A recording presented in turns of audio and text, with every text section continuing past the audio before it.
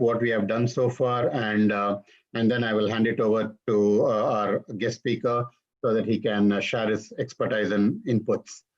In the last 6 sessions, we have talked about our own PSNA alumni strategy and framework to how to prepare for interviews. We call it as PALM framework: preparation, awareness, leadership, and managing teams and people. So PALM stands for PALM, stands for PSNA Alumni Leadership Initiative, and also preparation, awareness, leadership, and managing team. So with that framework, we have students prepared with how do they prepare themselves with their professional and soft skills.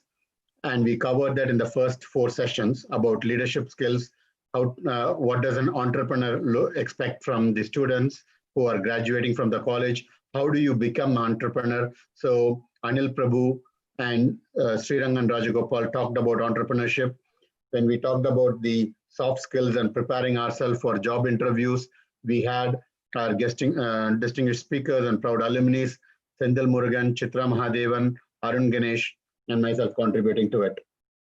Last week, we had industry awareness. So for the first 2 weeks, we talked about presentation, P, and in the last week, we talked about awareness, industry awareness and technology trends. So we had our proud alumni Sunil Lal talking about SAP and enterprise architecture. And we had Deepak Mohite, head of infra engineering, ASCAP, talking about infrastructure, clouds, and DevOps. Followed by that, on Sunday last week, we had cyber security in healthcare, which was briefed by Mr. Samir Raibagi, client partner Wipro. Followed by that, we had Mr. Vamsi Sistla talking about machine learning overview on artificial intelligence. So with that, in the last week, we covered about as a fresher, as an engineering graduate, what we should be looking for, what industry awareness and what technology trends the students should be preparing themselves for. So we covered that aspect. Now we are looking into the leadership and job resume and interview preparation techniques and strategies. And yesterday's session by Ms. Kate Totino gave us a wonderful overview of how to prepare for interviews. What are the different questions, behavioral, general questions that will be asked in the interview? How do we prepare for it? And then we talked about resumes. How should a good resume look like? What is the template of a good resume? And we took our own PSN Engineering College students' resumes and we compared their current resume and we gave constructive feedback on how they can change the resumes to make it much more effective such that they stand a greatest chance of succeeding in their interviews. We will, as part of that resume building, we will continue the second half of resume building in the resume workshop in today's session as well. Before we deep dive into the resume workshop on the second half of today's session, the first session is going to be done by our guest speaker, Mr. Hari Srinivasan. He has developed a tremendous amount of acumen, industry acumen, by working in different facets of HR. And from his perspective, from a HR manager perspective, employer perspective, we are going to cover very specific topics about COVID-19, before COVID and after COVID job opportunities, and employee anywhere. It's an innovation concept, and this is an outcome of the COVID-19, and we are going to talk about that. Followed by that, he's going to cover upon immigration strategies. So I'm just going to take you through here. So he's going to cover about immigration opportunities, immigration challenges and abroad opportunities. And he would be covering after that resume writing, aptitude test, entrance test preparation, group discussion and interviews. Followed by that, he'll be talking about pre and post joining a job and how do you accept a job offer, what you should do after and before accepting a job offer. So we will have 3 different segments of his speech and that will be covered one by one. Now, as a tradition of our webinar series, I have been recommending one solid, good one or few books every session. Reading book is a habit. It's a continuous learning habit. If you want to become the best in your industry, if you want to become your own best, reading book is very essential. And on that note, today's book that I would like to recommend is on productivity management, your own personality and productivity management. This is a wonderful book, and many of you, I'm sure, would have heard about it, would have read about it. The 7 Habits of Highly Effective People. How does one become a team lead? And how does one become a senior manager and at the executive levels in the C-suite? If you are not effective in your role, current role, the possible role that you could take, if you are not effective in your role, you will not be considered for higher positions. So what are those what are those habits for becoming an effective person? As the book Stephen R. Covey, he is suggesting that there are 7 habits. First of all, be proactive. You need to take responsibility of your choice and decisions, and you need to be in charge. You need to first put your energy and be proactive in whatever task you are given, whatever goal you are looking to achieve. That is self-mastery. And that's the first habit. Followed by that, when you want to achieve some goal, you need to know your destination. So you need to have the end in mind, and you need to plan certain activities, prepare them and execute them in a timely manner and an effective manner, so that when you begin with the end in mind, you are sure to reach your destination. In order to, once you know the activities that you have to do to complete your goal, you need to prioritize them. And that is where the concept of put first things first come into picture.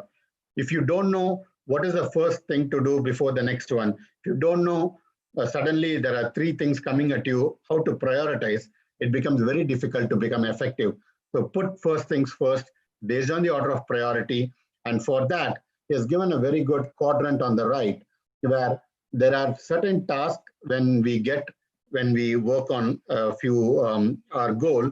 There are certain tasks that important task, not important task, urgent task, not urgent task. So the 4 quadrants here talk about, quadrant 1 talk about, yes, these tasks are important and urgent. Those are like crisis situations. You have to attend some family member who's having health issues. So no matter, you have your work to do, but that becomes first. So that's important and urgent. So those are crisis scenarios that you need to solve. The second one is not so important, but still it's an urgent. Let's say a phone call is coming. You don't know whether it's a casual call from your friend or an official call, but it may not be important, but you still have to pick it up. So those are important, not important, but urgent activities. The quadrant 2 is the one where you need to spend most of your time and energy. What is that? They are important tasks and activities, but they are not urgent, which means they are anywhere from a short-term to long-term goal that needs to be executed in order to complete and achieve your vision. What are those activities? Building solid and trusted relationships. As Mr. Vamsi Sisla last week talked about, careers are not made in classrooms. Careers are built by building strong relationships each and every day. So relationship building is key. And as we work on every activity, we need to be ready for new opportunities. We need to recognize them. And when the opportunities come in, how can you be ready? You need to plan ahead and prepare yourself ahead. So planning and preparing ahead for opportunities that come, to grab it. And for that, you need good relationships to refer to good opportunities. That is where majority of your 24 hours should go in. You need to be preparing for yourself for success. Those are the important but not urgent, but that is the quadrant where you should be spending most of your time to be effective, to be successful. The last quadrant to touch upon is time-wasting activities. Not important, not urgent. Watching a movie, watching an old episode, it's not going to change anything in your life, but it's a trivial work, it's a time waster, so we need to spend as less as possible, as less time as possible. So out of this priority, the first 3 habits talk about mastering yourself, mastering your personality and productivity, moving and then taking responsibility of your choice. The fourth habit is about thinking win-win. In college, or in school, we have been taught about to become best or to come first in our class or something. But when you get into the business world, when you start working with the teams, you have to think about not only how do I win, but how do I make my team win? How do I make my team and my organization accomplish their goals? So you need to think about win-win situations. That is where you are going from dependence to independence to interdependence. So interdependence is about developing teamwork, collaboration, and communication skills.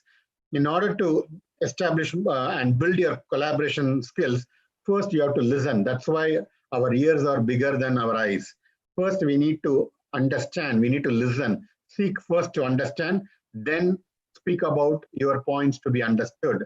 And in order to do that, we need to synergize our thoughts and our energy. So those are the habit 4, 5, 6 focused on developing teamwork, collaboration, and communication skills. In fact, we have PSNA Toastmasters WhatsApp group and forum where there are many students and experts, alumni who are contributing and who are helping our current engineering college students, our current engineering batch students. It could be from first year to final year, to improve their communication skills, because communication skills come forefront when you talk to anyone. And the last habit is about habit 7, continuous learning, continuous growth and improvement. That is what called as sharpen the saw. If you sharpen your saw, you will always be ready to grab your opportunity. These were the first 7 habits mentioned by Stephen or Covey. But he also came up with the 8th habit, which is not only you help yourself to become the best, not only you help your team to become the best, but you need to be an inspiring leader. And for that, you need to know your passion, you need to find your voice, you need to know how to express it. And when you do that, you will naturally inspire others to find their voices. If you are able to inspire and make others great leaders, that is the rewarding success of your entire self and entire career. So there's a wonderful book, 7 Habits of Highly Effective People, and 8th habit from Stephen R. Covey, something that you should have in your book kit, in your book library, and read it and absorb it and imbibe it. So with that, I also want to mention that for our college, we have our PSNA CET Connect mobile app, and we have the ability to connect with our alumni, friends, batchmates within the app. We will be sending blogs and news about job opportunities, about interview preparation, and as every update within the app. So it's a wonderful app available both in Google Play Store and Apple Store. Download it, it's free. There's for all the students that we currently have. Try it out, check it out, give us your feedback. Thank you. And with that, I would like to welcome our speaker for today, Hari Srinivasan. Hari, the stage is yours. Thank you, Hari. Thank you for inviting me. Thank you, PSNA college authorities and officials and alumni inviting me to be part of this session. Let me first start. I'm sure all of you are staying safe and staying healthy, which is very, very critical at this pace of time, what we are all going through. Right now, what's going on is the government, state government or the central government, and everybody has taken out their instructions. Lot is with us. We need to follow our values, our ideas, and listen to the signs. And I request each one of you to stay safe, stay healthy. So that's a first message I wanted to talk about. Second, let me, before getting to the impact on COVID, which is what going in all our mind, what's going to happen? Is there a, the economy, what's going to happen, future, all those things are all going in your mind. So let's put it on. Before that, I want to talk about a small story which happened to me yesterday. I was coming back in the evening after a round of golf. I'm a little more fitness freak, where Hari knows. So I was coming out after my golf. Then I called up my friend called me. I said, what are you doing tomorrow morning? I said, tomorrow morning, I have he basically called me to play golf with him today morning. But I said, no, I have a session with college students who are all in the third year, fourth year, looking for their career, how they want to move, what's their. So he was generally talking about what I want to do it, and generally talked about what's been happening in the last few weeks by Hari's support and Hari's initiative. What's going on? I was talking to him. So he said he was a little more inquisitive. He really liked it. He said, yeah, that's a great idea, Hari. So let me know which college is that. So for a time being, I said, it is a college from Dindukal, I said. The next question he asked, what is that college from Dindukal? I said, PSNA College. We were all on the phone, car phone, both of us talking. He gave a pause for a minute. Repeat again, he said. I said, PSNA College. He said, hey, I'm also from that college. So for a time being, I said, what, Kalyan, what are you saying? Yeah, he said, I'm also from that college. He studied in your college in 1992, passed out from electronics and communication. He stood first in the class. His name is Kalyana Sundaram, BA Electronics and Communication from your own school. This gentleman is a data scientist person working on pharma and life sciences company, how the data analysis and data structure can be used, and he is extremely knowledgeable in mergers and acquisition. So why I'm saying to you is the alumni play a key role in your life. You become alumni tomorrow, and you also play a key life to somebody from your school, somebody from your college. The alumni play a very critical role. Be in touch with them. So I didn't know Kalyan Sundaram is from your school. I know he did engineering. That's all I know. I didn't even go into his LinkedIn and looked at it. That's my fault. I should have known that. So why I'm saying is, you all should use LinkedIn very effectively. Reach out to alumni so that it's going to help you in anywhere. You do not know how it is going to help you. So that's the one message I want to give you as what happened to me yesterday. So let's come back onto the topic on impact of COVID-19. Yeah. The COVID-19 has put a very different situation across the organization. It is definitely, I would say that the job market is slowed down, but job market is not closed. Who is getting that opportunity? The person who is able to be ahead of the curve is the person who is getting the opportunity. So all of you have to be ahead of the curve. How you can be on ahead of curve is fundamental thing which I would talk about is the continuous learning. Continuous learning only will take you to the ahead of curve. The industries, let's talk about the industries on COVID who are all hiring. Banking industry is continuing to hire. Capital market industry. Capital market is the persons who does the sells and buys of the stocks, investments and everything. Well, the typical organization where Hari works, UBS, such type of organizations are all called capital market organizations. They all hire. Engineering, hardcore engineering industries are continuing to hire. Construction industries in India, which you would call it as the ECC group or L&T, all those organizations are continuing to hire. There are only two industry which is slowed down on the hire. The industry which is travel, transportation, and vacation industry has slowed down their hiring. And the next industry which has slowed down the hiring is the retail industry.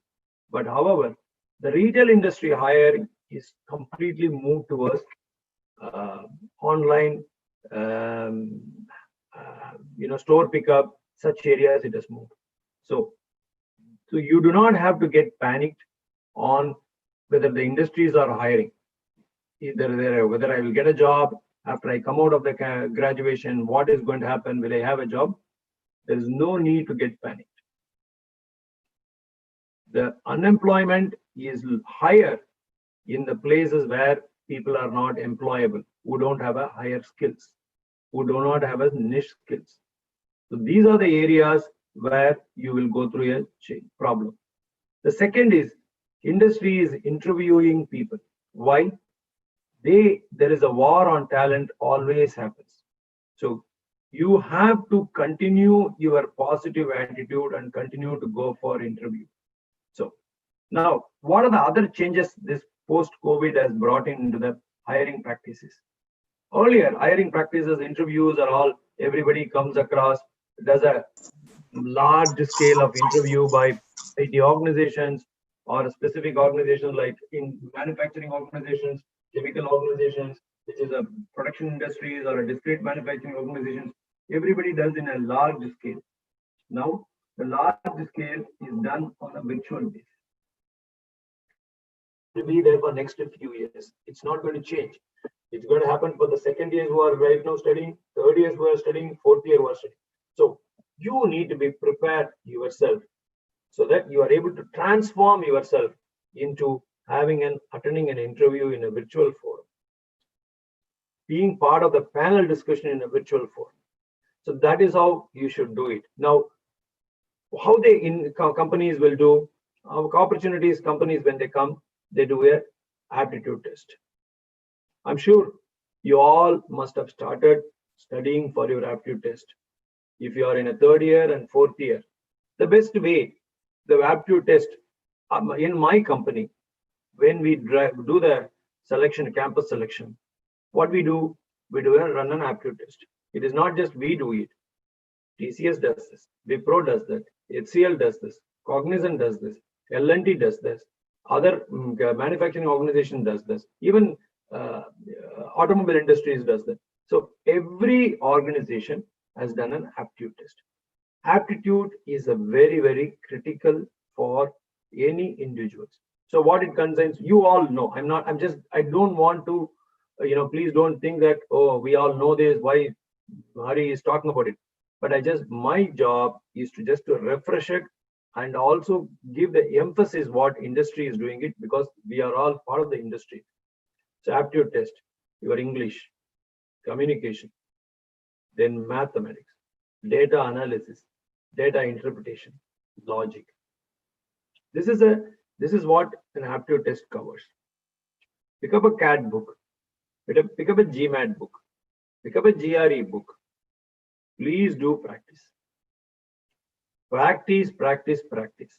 Once, I have written the book, once I have done it, I can throw it up. No, don't do that. Change the book. There are Barron's Guide, CAD books, American Education Studies books. So buy the book, use it, share with friends, your own group. Don't mark it in the book and so that the next fellow cannot use that book. I have seen people doing that. Answers are all put it in the aptitude test book itself, so that it becomes unusable. So don't do that. So that you share the book, you give it the book to your junior after you study. So please do that. The aptitude test becomes a very critical. Aptitude test also does online.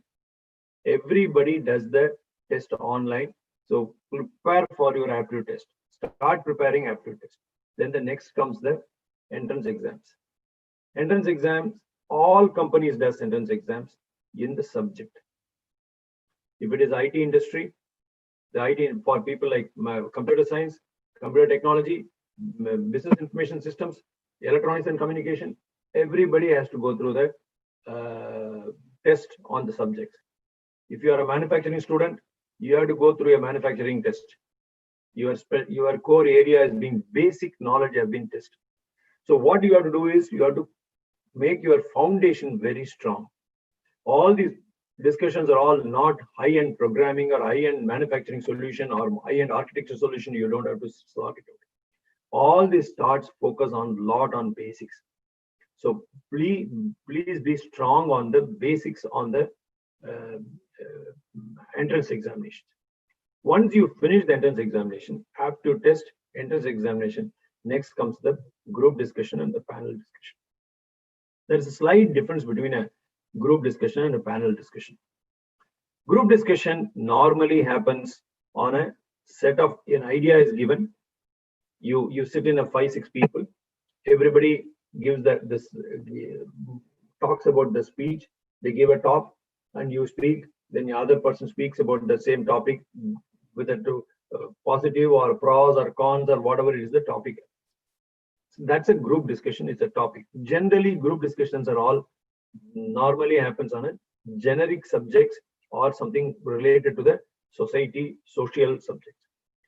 Panel discussions is specifically more focused a lot on the technology areas or even on a social discussion, but it needs a lot of participation. You have to participate. You have to allow others to speak. You have to do that. And right now, more will happen a panel discussion with the laptops and computers where you be there, 6 of us, 7 of us, we do that. To give you the last statement on hiring, we are continue to hire. Okay, we do hiring. Now the next subject which I want to talk about is interviewing. I think yesterday I did attend the ladies' session. She was wonderful. She has a thorough experience in interviewing. But let me come back to you on interviewing specific to campus hires. So she talked a lot about a lateral hiring. So we call it as a fresher hiring and lateral hiring. Okay, there's a difference between a fresher hiring and lateral hiring. Fresher hiring is you are all hired is called as a fresher hiring because most of you will not have a work experience. Your resume is straight from the college. So you are all called as a fresher hiring.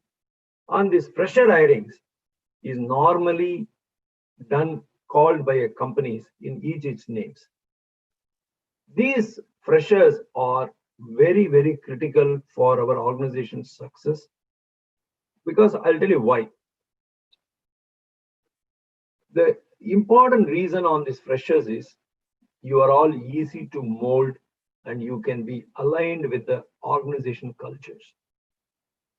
Because you are not coming with any culture. You are coming only with, you are not you don't have any right culture of an organization. You are all fresher in your mind. So you can be easily merged into the culture of the organization.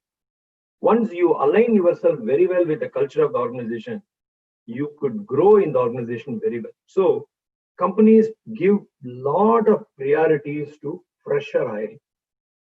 So that is why I again want to go back to the post-COVID.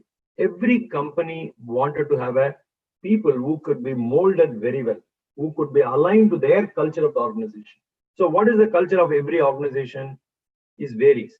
So when you go, it's like it can be easily molded, and you could be part of this culture of the organization. That's why the fresher hiring is very, very critical. When you are joining as a fresher, you do not have a much choice in the compensation. Company has, every organization has a norm, guidelines, and that is based on that you have to join. You join. So how do you what are the things you should look at an organization to join? Do you look at a compensation? My answer is no. You should not look at a compensation. You should look at whether this organization is, I can learn. What I can learn. That is going to be your critical decision maker in your selecting an organization. What is that learning I'm going to do it? Whether I could continue my passion of my interest. That is another very important thing which you have to learn. Third, is it a learning organization? What is meant by learning organization? Learning organization is an organization which is able to learn from their past and correct. Some of the companies which are not learning organization, I can tell you, is Blockbuster Video. It's not a learning organization. It's gone. It's nowhere in the market. Kodak, not a learning organization. So the organization has to learn what's going to come and how they are able to adopt is a learning organization. So you have to look at a learning organization. The third organization, next one you should take in, what is the future? What is the direction in which that organization is going? How do they treat their employees? How do they treat the employees? How do they care about the employees? How do they behave? So that's the next step. The last is the compensation. So you don't have any choice in negotiating a compensation when you look for a fresher hiring. You always have to look for a what are the learning which you can pick up. So that is how you should look at an organization. So when you get into the interviews, be very positive in the interview, very open in your interviews, carry the right values in the interview, be strong in your basics. That is going to be the very, very good. I'm again repeating you a lot on the basics. When I interview, I would have, I just don't want to mention it so much. I would have interviewed technical, sales, support, client partners across the globe.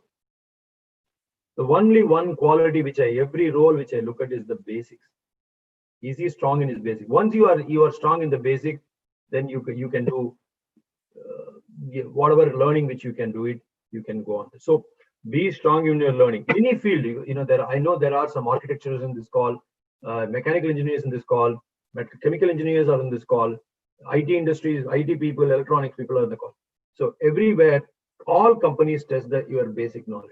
Then they start building on your higher end of the knowledge. So you be strong on that.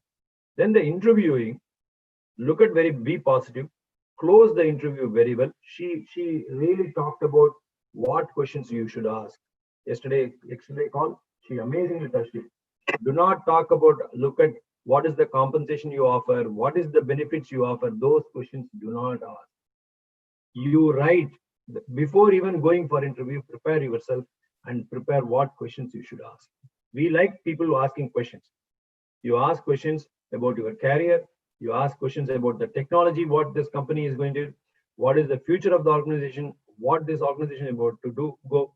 So look at always very job related, your career related questions. That is how you should ask the questions.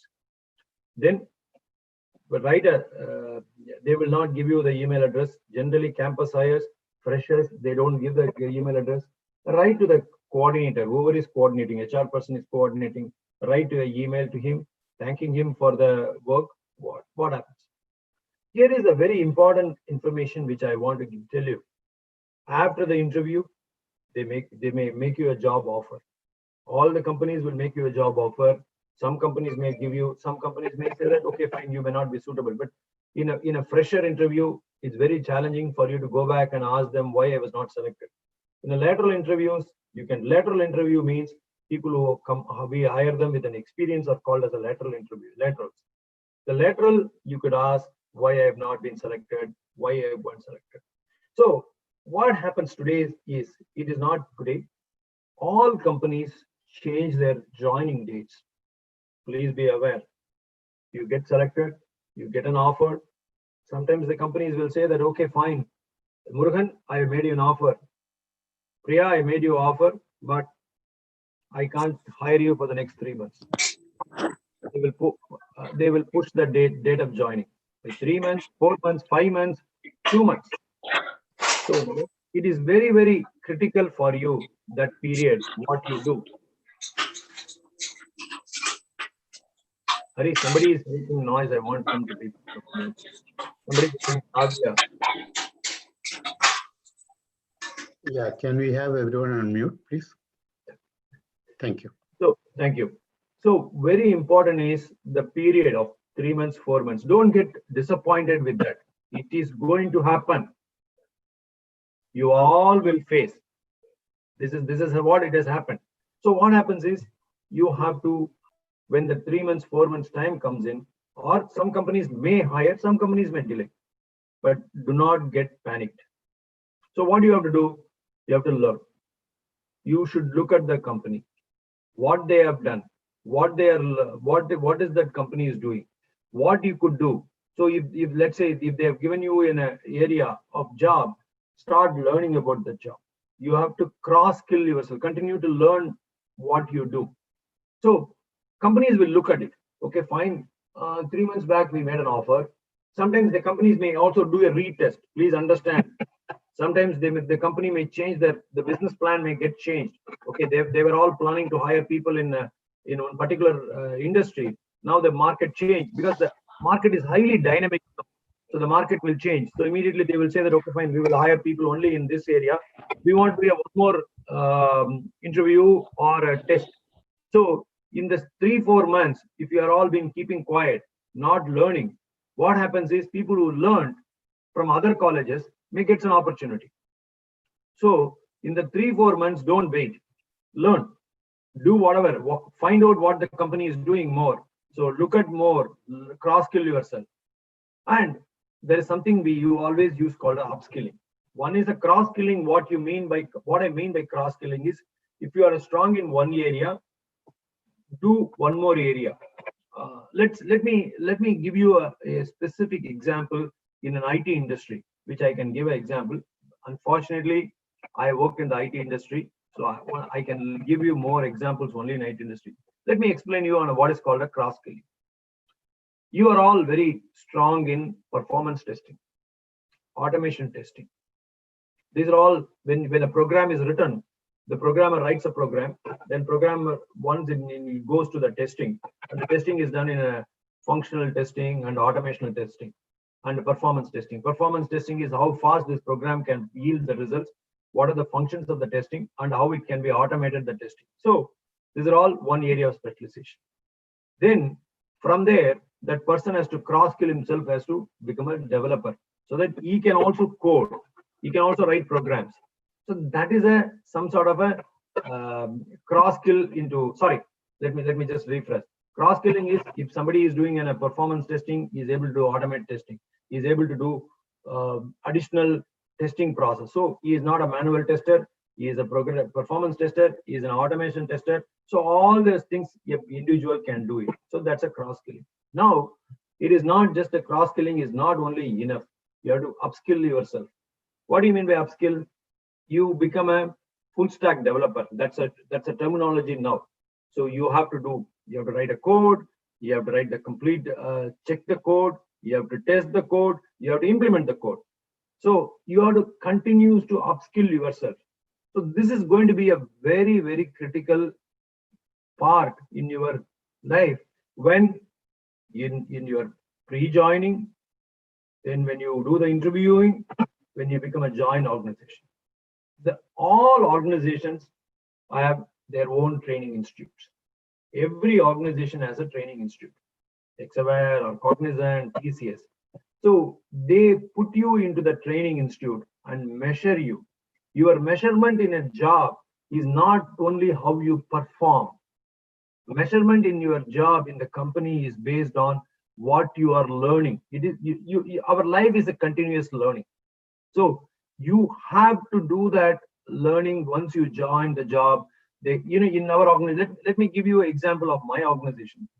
I work in my organization. I work for Exaware Technologies. I have finished 15 years in this company. We have a program called Evolve. In that program, there is a foundation course, there is a certification course, there are additional levels of course. We also signed up with Udemy. We have signed up with various training institutes. When we look at an individual for a higher role, higher projects, higher on-site opportunities, we look at it whether this individual has done the learning and got certifications and completed the program. So you imagine that how learning becomes so critical even when you work in an organization. So that is a very important piece. Please do learn whichever area where you are in, that's a very critical. Now I talk a little bit about the offer acceptance, pre-joining and post-joining also. I did talk about it. After the joining, look at, there is most of the companies, I'm sure in India organizations, they give you a bond to sign for 2 years or 3 years or 1.5 years. It is a common norm, which is not prevailing in abroad organizations, but it is very prevailing, very high in Indian organizations. Don't get panicked. If there is a 2-year bond, once you like the culture of the organizations, once you like the role of the organizations, once you like the technology growth, please sign that. I'm telling again and again, initial phase for you is to look for learning, not look for earning. There's only one word difference. At this stage, we all have to look for earnings, but at your age, you have to look for learnings. So look at a 2-year bond, fine.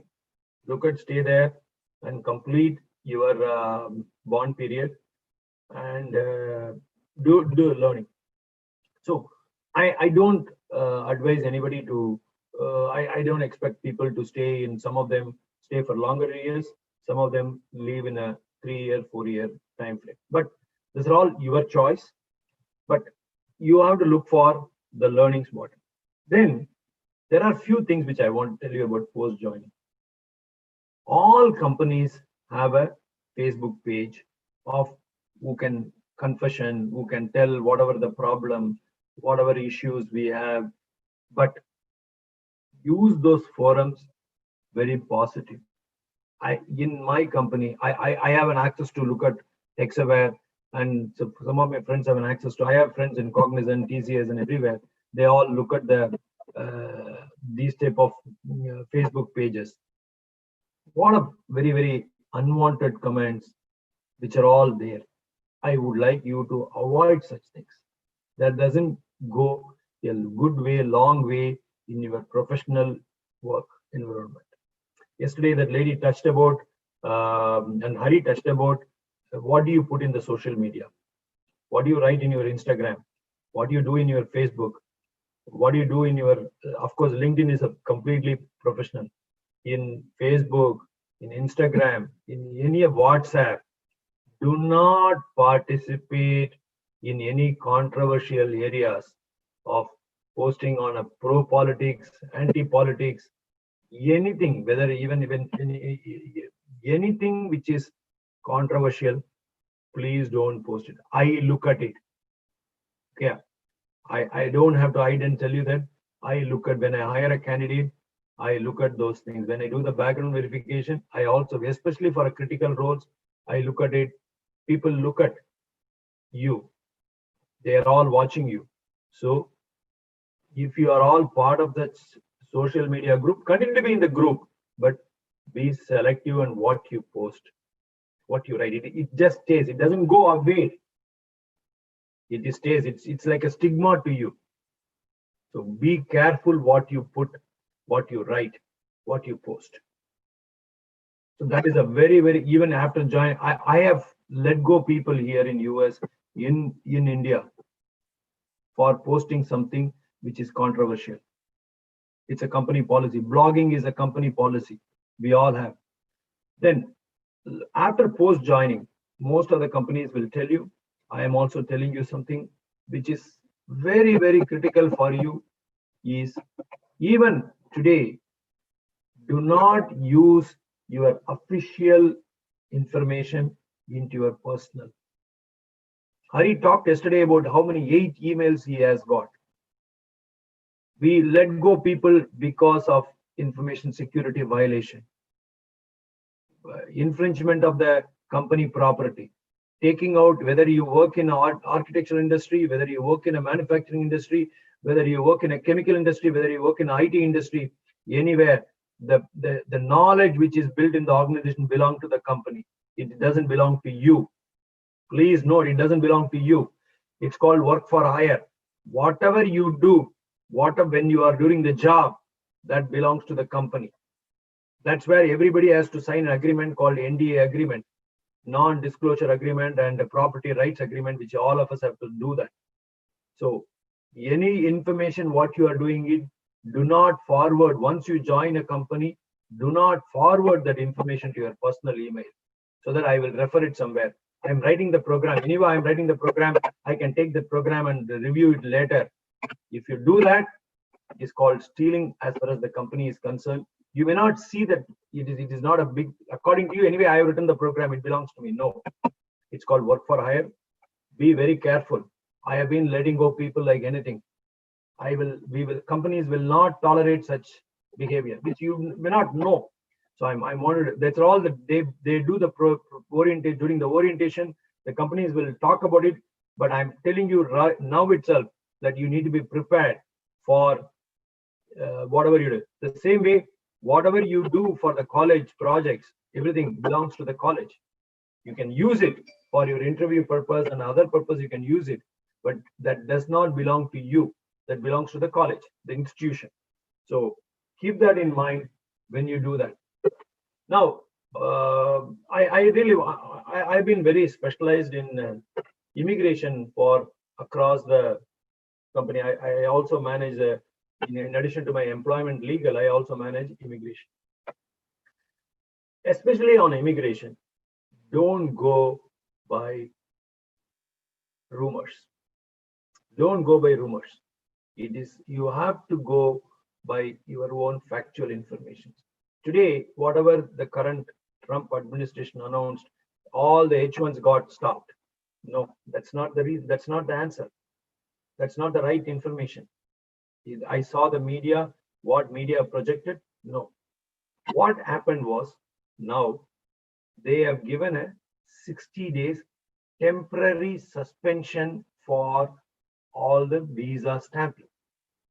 The H1 or L1 can continue to be processed, but only thing is the new petitions cannot be stamped.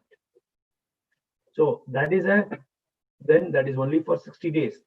After 60 days, depending on the COVID situation, depending on the employment situation, things will open up. Even for IT industry, the unemployment market is not high. It is very low. We are not able to find the right talent. I'm struggling to find the right talent. I'm working hard to fill up the positions. So unemployment, as far as Hari knows, Hari is not able to get a right candidate. They are continuing to hire. So we are finding a challenge to get right people. So this temporary suspension of immigration will be taken out. So what do you have to look for abroad opportunities? When do you get the opportunities? If you are planning to get an abroad, if you want to do an abroad opportunity immediately, there's one way where you can write your GRE, you can pick up your right school, which one you want to do it. You can select based on your financial situation, based on your grades, GPA marks, your GRE scores, you could pick up a right school. And then you can also, when you pick up a right school, I'm also telling you one more thing. This administration looked at for stopping the program called optional practical training. That is a 2-year work visa, employment authorization document they get, so that after the MS program, they can work, which was this administration considered to stop that. But the institutions are all so strong. Their economy is very depending on people all come from the international students. They put their best efforts to put a stop to that. So there is no challenge. If you are in an MS program, you want to do an MS program. After that, you want to look for a OPT for a 2-year program and a CPT after that 1 year, which is called as a curriculum practical training. Its opportunities are still available. There is no change in the rule. So you could look for, when you do come for a MS program, and do it. But when you come without an MS, how do you come to how do you look at it? Mostly, this is based on the companies identify you and post you. All organizations, if you are an IT organization, to US, there is a 65,000 H1 caps is there, which companies identify and select people. They say, how do they select people? They select people based on the technology, based on the cross-skilling, upskilling, I have said, based on there's something which I have never used the word, based on the right attitude, which is you need to carry a right attitude. Always when you want to get selected into any of the opportunities in every organization, you need to carry a right attitude. It's very important. Attitude, which is flexible, willing to learn, go extra mile, team, be a very good team player, so that you can give opportunity to others to learn, you learn. These are all the good attitudes of a company. And the last but not least, align yourself with the culture of the organization. The culture of the organization is very important you to align. What is the culture? So let's say our organization has a culture called innovation culture. Every organization carries some sort of a fabric and a culture, and we believe strongly in relationship. That's where in my organization, if you look at it, there are a lot of people who are 10 years, 12 years, 13 years working in the company. So that when you need to align. So if it is an innovation culture, performance oriented culture, these are all the cultures of the organization where you need to align yourself. So carry the performance hat, always be performance cap you need to carry. So that's where when you align yourself with that culture, you get new opportunities, abroad opportunities. Every company will consider people who have been with 2 years, 3 years in the organization. That is very essential for you. Once you be there, align yourself with that cultures which I've said, you could go into any of the opportunities. Now, one very important topic which is close to my heart is employees anywhere. This is a mantra which started after post-COVID. What is, see, always we face a challenge, and after the challenge, something positive will come out. So now, what has come out is the employees anywhere. You do not have to be in a, especially lot in the IT, we see a lot in the services industry where you don't have to interact with people, where it is employees anywhere.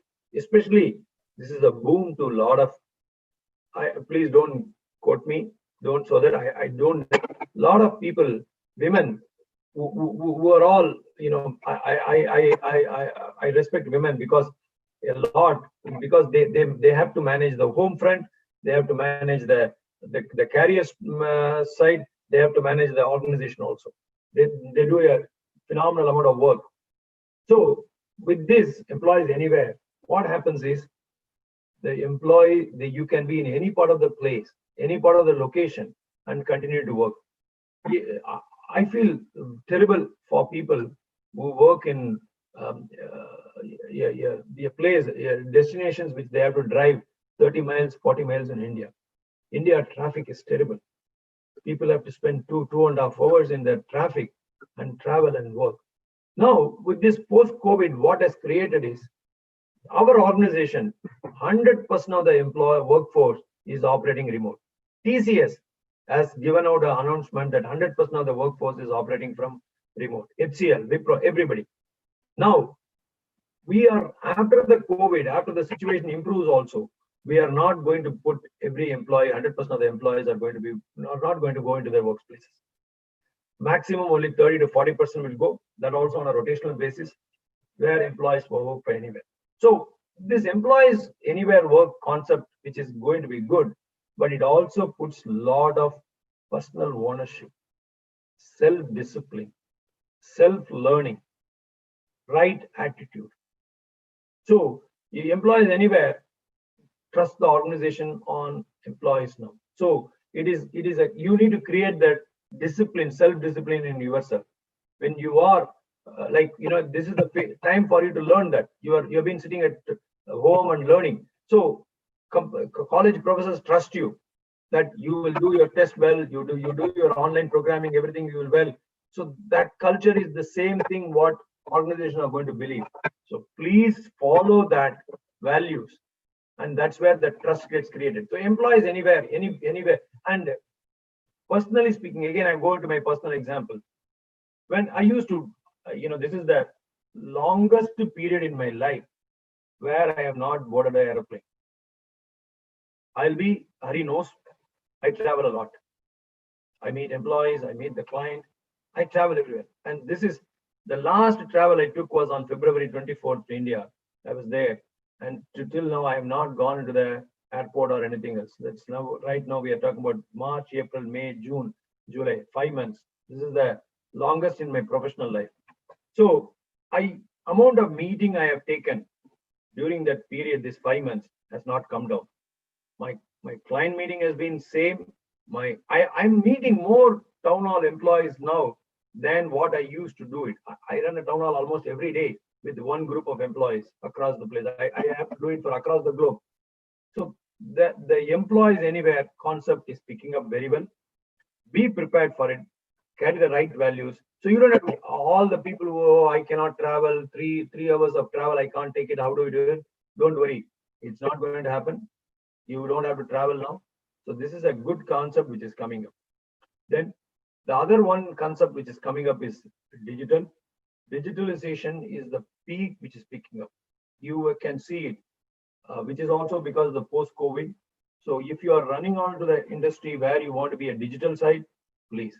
Cloud is another area where you all will touchless services, curbside pickups, all new things on healthcare industry, which is picking up in a big way. So you have the post-COVID has given a lot of opportunity to us. So I just want to, I touched all those things, but I want to finish my statement with one thing, only one line word I want to give it, which is called own your game. This is the game which you have to own it. College is not going to own it. Anomalies are not going to own it. Company is not going to own it. It is you who own your game. If your game you don't own it, you know, it's like a football. What you do is start from the finish. It is you own it. So I want to finish with that. Own your game. That's my mantra for you all. That's a takeaway. In everything, whatever we spoke about it, it's all own your game. And I want to thank Hari and the alumni of PSNA and the chairman and the board for giving me this opportunity. Thank you very much for that. Now I want to open this session for resume writing and as well as for Q&A. I want to give some time for students to ask me some questions. Over to you, Hari. Thank you, Hari. It's a wonderful session. I learned a lot. I learned so much, and I know that you started your career in Hindustan Aeronautics Limited. You worked as a HR manager there. Then you were working. That was back in 1988 to 93. Then you moved into Ramco and you worked for several years in Ramco. And then you moved to Hexaware and other companies. So it's been such a terrific career. Now, given that our college students are most engineering students, and you have worked in Hindustan Aeronautics Limited, how do you see companies like the core engineering companies? How do they see engineering graduates' readiness compared to the technology companies who are seeing it now? What are the differences? If a student is passionate about engineering, should he be considering only engineering, or should he also learn about technology, because there's no job without an impact on technology? What are your thoughts? Hari, you touched a very good topic, Hari. See, the core engineering jobs are still there. It is not that it has not gone. I'm part of the HAL alumni group. I passed out of management training, so I know people. I've been in some of the engineering industries. They all hire, but the number in which hiring has stopped. But all these jobs also has a link to the technology, IT side, information technology side. So they don't have to move and work completely in the IT, but learning IT will help them. See, for example, you all know SAP, they do SAP implementation, they do Oracle implementation, they do, so all those CAD/CAM and everywhere, there is a lot of synergy in learning those IT side for mechanical students also. So continue to learn that. It is very important. And at any point of time, you want to shift into the industry, into IT side, with a combination of, that's a great combination to carry, with the manufacturing hardcore knowledge and IT. And these are the people who become a CTOs and CAOs of a company in a manufacturing industry. Manufacturing companies, if you look at it, that they are the CTOs and CAOs of the companies today, not just only the IT guy, because also the CTOs, CEOs, CAOs are now coming from the business, not only pure from the IT side. Wow, that's wonderful. Now, the first part of the question was, how does an engineering company look at the candidates compared to the technology companies who look at candidates? Have you seen any differences, or is it thematically the same? No, there is a slight difference, Hari. Mm-hmm. The slight difference is IT companies hire people in a bulk. Okay, they hire some 200 people, 100 people, 150 people. Manufacturing industry companies doesn't hire like that. They have a batch, maybe 15, 20. They look at the passion. They are worried. Today, the manufacturing industry, getting a right candidate is very difficult for them. Do they carry a passion, or they just for the sake of finding a job they are landing? If that is what the manufacturing industries are looking at. Second, is this person carrying the passion of the manufacturing, or the industry which he is carrying it? Will he stick around and contribute to the growth of the manufacturing organizations? So it is extremely, please, if you do not have the passion, I'm telling to people also, if they don't carry the passion, look at the area of the job what you have a passion. It's okay. You can start the career in manufacturing and you can move to IT or some other area, but go behind your passion. If you don't have a passion, don't pick up the job, because the IT manufacturing industry is going to look at that. Yeah. I think we have several common friends, and one of the friends is going to come to present in the upcoming session is Mr. Suresh Gopalakrishnan, who works in Tesla. So even though it's an engineering company, he has to go through the IT technology and understand it, and then work on the QA automation. So even for someone who is working in Tesla, I don't think without technology you can survive for a long time, right? No, you cannot. You have to have the technology is very critical. Technology is a key part in success. Sorry.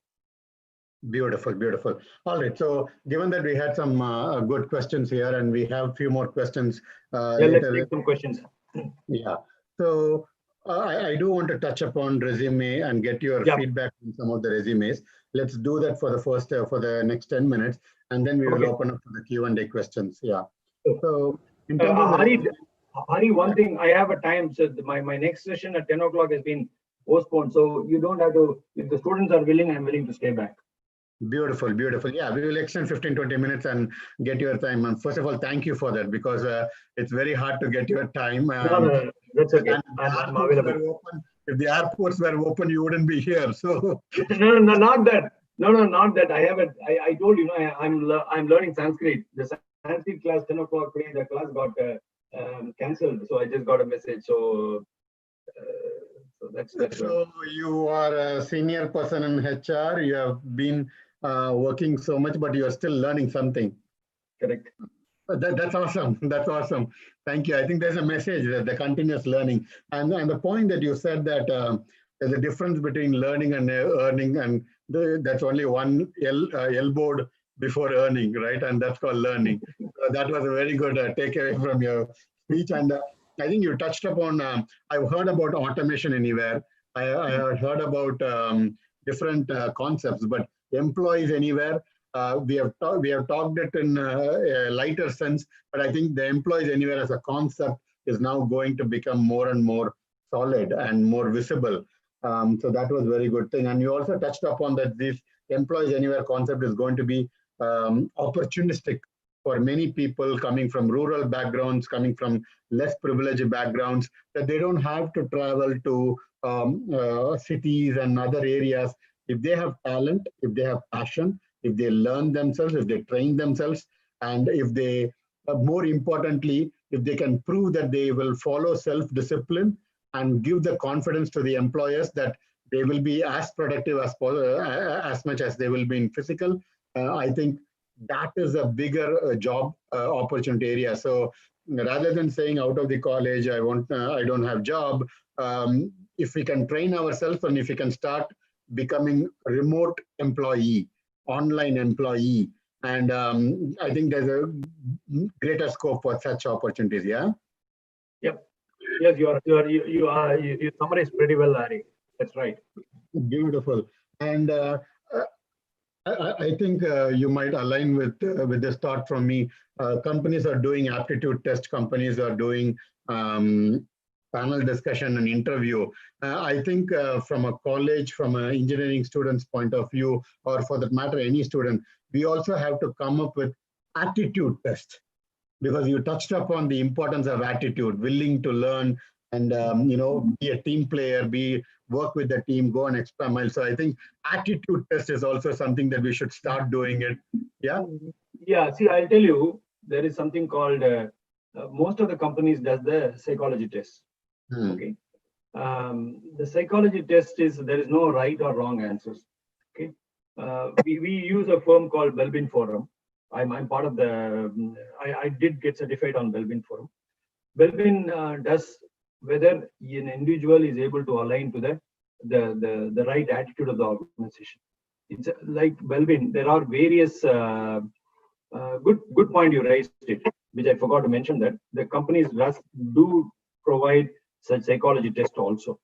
So and can you define the name of that? You said Melvin or Belvin? Belbin. I will send you a separate message to you. Okay. Okay, fantastic. So there are various tests they do it for a psychology test. Okay, fantastic.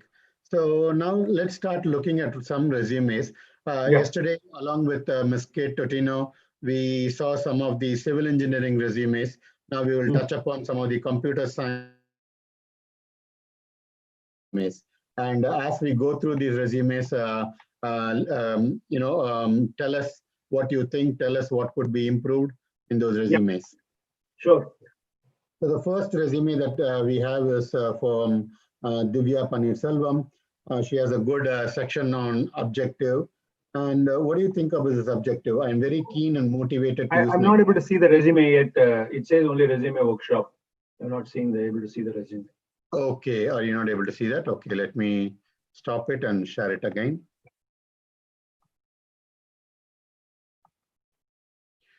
Okay, are you able to see this now? Yeah, I'm able to see that. Okay. Okay, so this is a resume of Divya Panirselvam.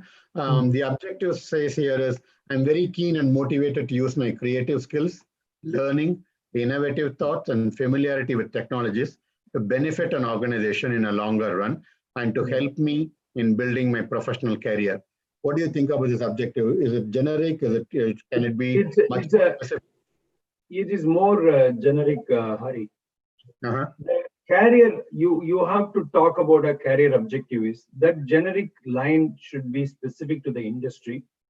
It don't have to be a very generic. It has to be a little more specific to the role, what the person. It is a creative skills, learning, innovative thoughts. It's all words used in, everybody will use that. Okay. Let's say you are applying for a manufacturing industry. The career objective should be a little different. If you are writing to a IT industry, it is an engineering computer science person, so you should be a little more technology oriented. Like, for instance, she's a Bachelor of Engineering Computer Science and Engineering student passing out on 2021 next year, and she should write a little more on a technology as to be a career objective. Okay, that's a first line I want to say.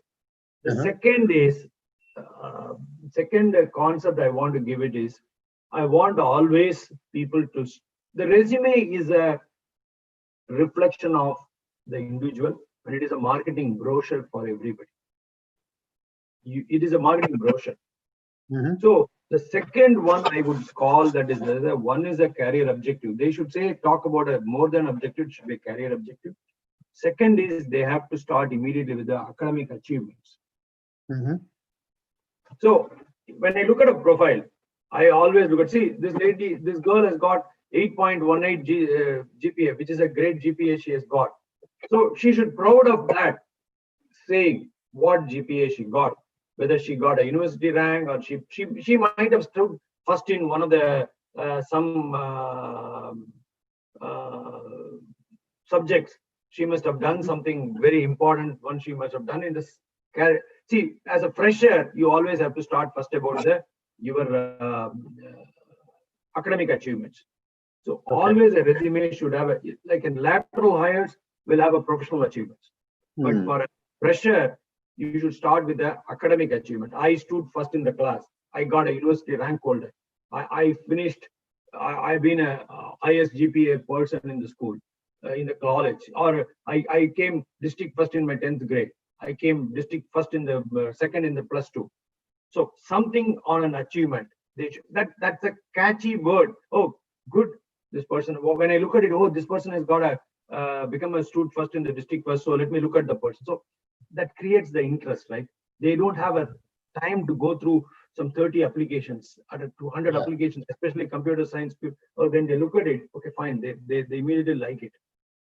Yeah. So that should be the we all call elevator pitch, right? Elevator. Yeah. 2 minutes. So, Yeah.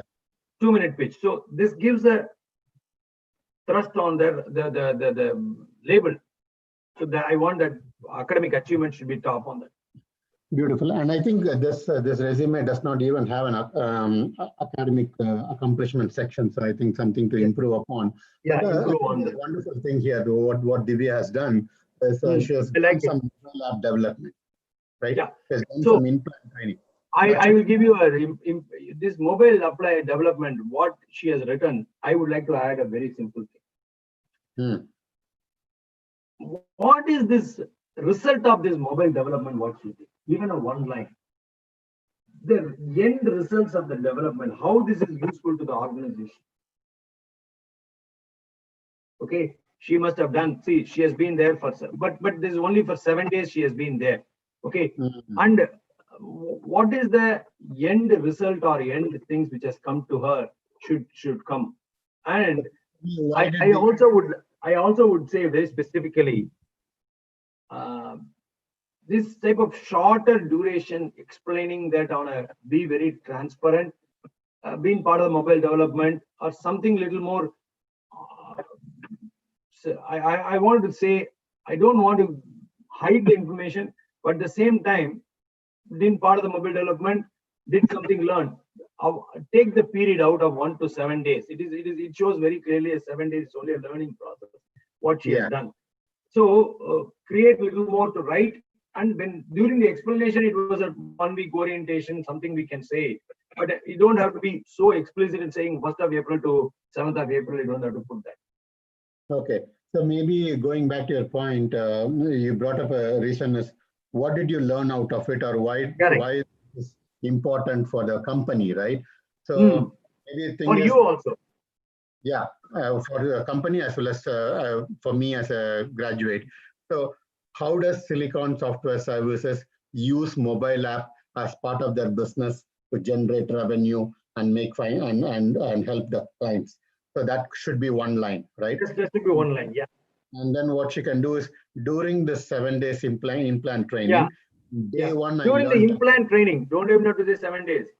Then the next question they will ask you how many days you are there. Whether somebody wants to probe into that one, they will say that okay, you are not lying or you're not telling. You are just only telling that I did an implant training. It is a fact that she did an implant training.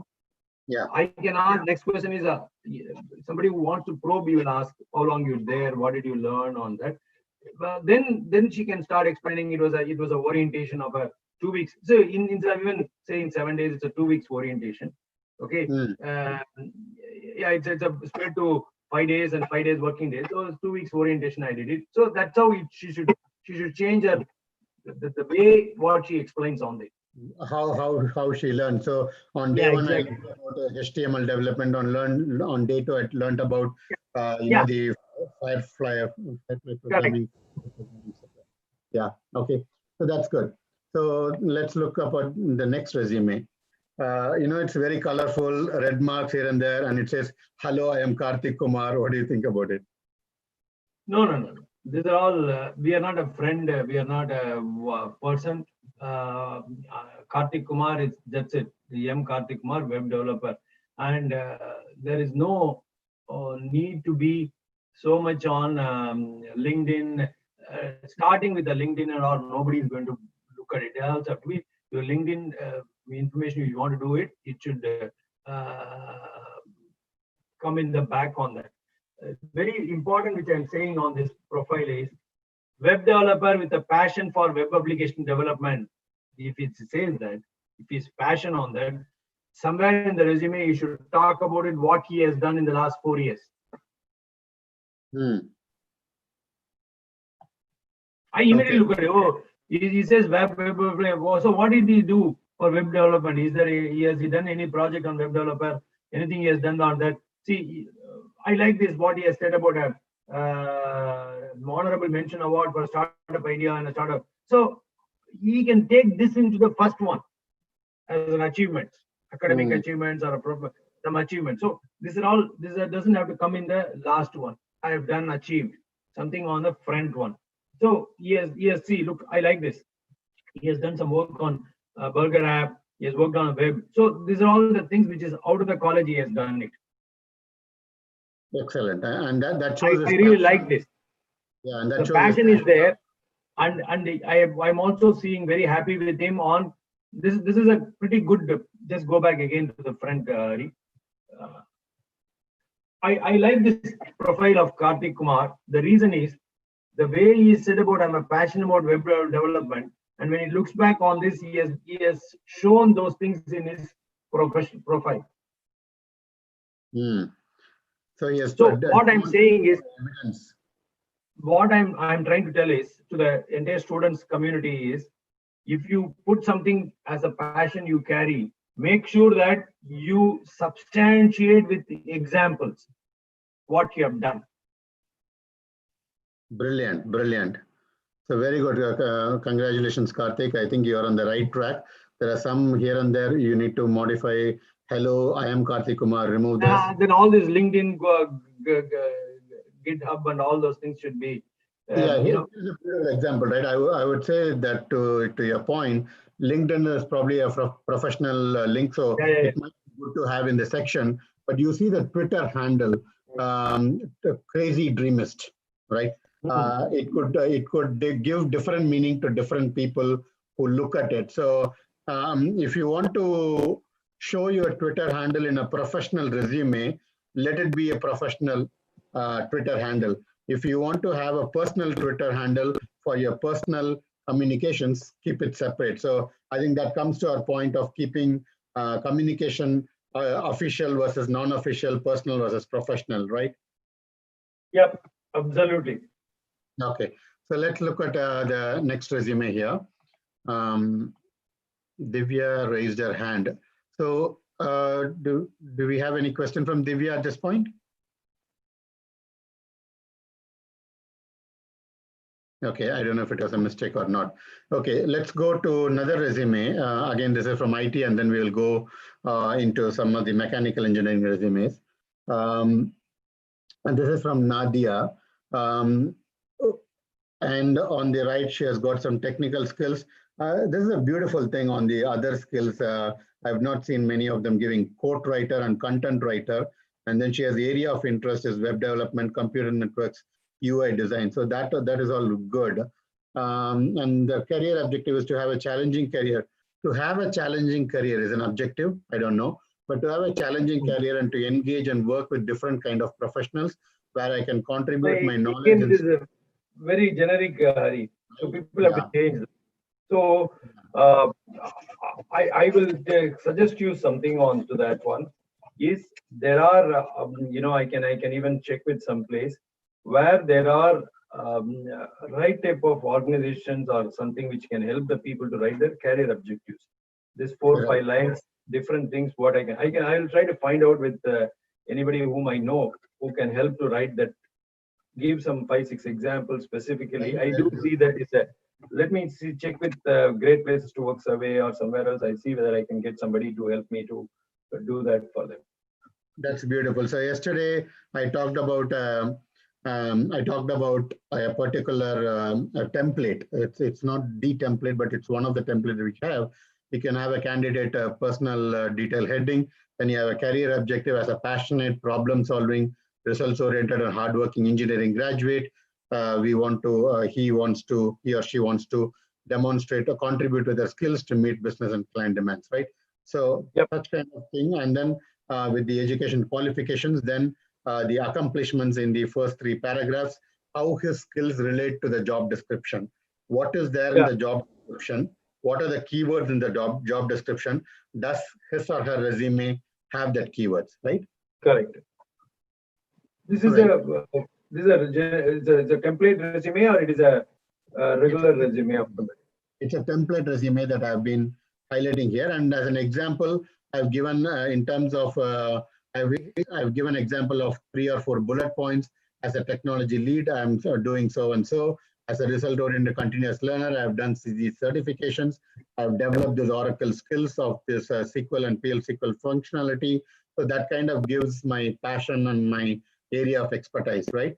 And then in terms of work experience, for majority of the students, they may not have work experience. But in terms of work experience, then you talk about your lead, team lead or delivery responsibilities, then your technical skills, and then you talk about your people skills. Yeah, correct. And then you do your past experience. Then in terms of engineering topic and area of interest, there are 8 semesters, for typically 6 to 8 subjects, so around about 48 subjects, and you add your project in the last year, it comes up to the 50 subjects that you can think about. Out of this 50 subjects, somewhere in some subject you must have got, he or she must have got a high grade, great marks, and somewhere his passion of topics might be there. So those are the things that he can put so that he can talk about it in length to any interviewer with passion, with his depth of expertise, right? So that kind of brings in the area of expertise. Yeah. So here in this achievement, I'll tell you one very important thing which is missing right now. Increase productivity on average by 16% in LEPSAC compressor assembly at LG equipment. So the next line should be, if the 16%, what is the revenue or the cost saving percentage which has happened? So always you have to align the increase in the productivity with the revenue impact, whether it is a saving impact or a revenue impact. That should be always there. In terms of dollar value or in terms of rupee value, you have to increment what is cost reduction. Cost did it help in cost reduction or did it help in bringing new revenue? New revenue. Yep. Very good. Very good. And that is always that. You always should do that. And also there is one more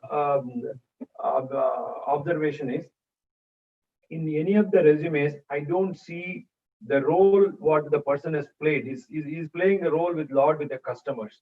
So always link up how it has impacted the customer in terms of customer scorecard improvement or a customer appreciation increment, customer appreciating, customer giving an award. It is very, very critical in any resume.